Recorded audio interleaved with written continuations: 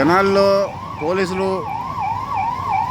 పౌరుల మీద అలానే వృత్తికి సంబంధించిన న్యాయవాది అంటున్నారు. దానిలో వాళ్ళ మీద అడ్డు రోడ్డు మీద దారుణంగా దాడి చేసి అరికాళ్ళ మీద కొట్టినటువంటి వైఖరికి వ్యతిరేకంగా గుంటూరులో జిల్లా కోర్టు వద్ద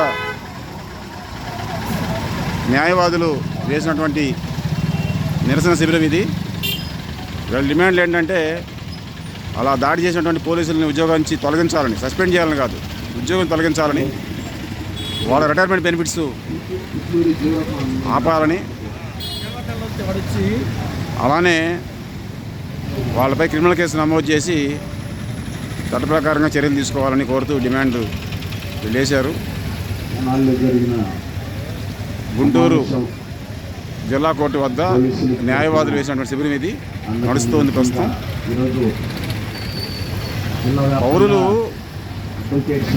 పౌరుల విధుల్ని నిర్వర్తించడం విఫలమై గీత దాటితే చర్యలు తీసుకోవడం కోసం, నియంత్రణలో ఉంచడం కోసం పోలీసులకి మాన్యువల్ క్రియేట్ చేసి పోలీసుకి కొన్ని అధికారాలు ఇచ్చారు. వాళ్ళకి ఇచ్చిన మాన్యువల్ వాళ్ళు ఉల్లంఘించి పోలీసులు అతిక్రమిస్తే పౌరులాగా ఉండకపోతే నేరస్తులు అవుతాడు అనుకుంటా.